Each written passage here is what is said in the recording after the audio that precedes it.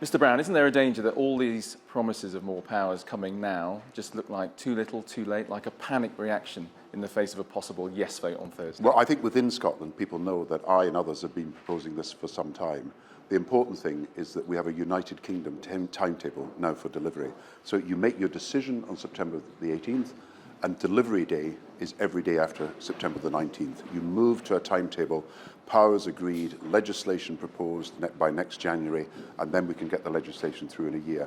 It's important that people know that everybody is going to make sure that this new set of powers from the Scottish Parliament happens, that there is a commitment to fairness across the regions and nations of the United Kingdom, and that it's clear that because of the continued allocation of the Barnett funds to Scotland and the right to raise taxes, that the Scottish Parliament has the final say over health service spending in Scotland. And I wanted these things made clear by all leaders of all major parties. What about the people in the rest of the United Kingdom, though? Because it's starting to look as if you're prepared to promise almost anything to people in Scotland so that you win that vote on Thursday. Meanwhile, the people in the rest of the United Kingdom are not being consulted. No, I said yesterday that when I talked about a principle of fairness governing the Union, that was not at the expense of the nations and regions of the other parts of the United Kingdom.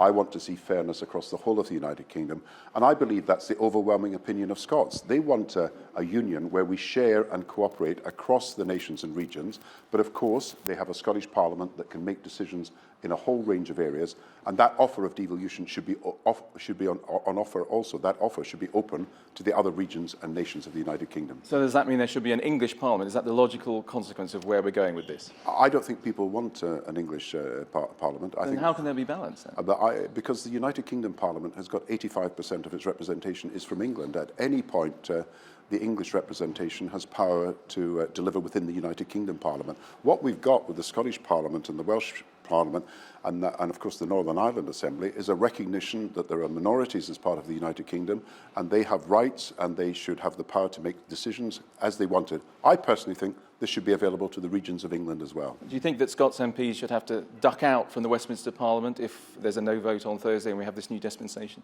I don't think Scottish MPs should leave the United Kingdom Parliament at any time. For English votes? I don't think they should leave, and I think there are ways that we can deal with that recognise the sensitivities of every part of the United Kingdom. But what I would say to you is this, that what this debate is about in Scotland is whether the Scottish people want to end every single constitutional link with the United Kingdom. So there's no UK pension, there's no UK welfare state, there's no UK army or navy or defence force, no UK currency, no UK economic policy. And you see, when the issue is put to the Scottish people, they want change. In fact, everybody across the United Kingdom now seems to want change, but it's the right kind of change. A Scottish Parliament with these enhanced powers, not at the expense of the rest of the United Kingdom, as against breaking every single link with all the risks that I outlined today, the 7 deadly risks of an independent state and the gamble that that involves. And I think by Thursday, people who want change will recognise that the best kind of change is a Scottish Parliament within the United Kingdom.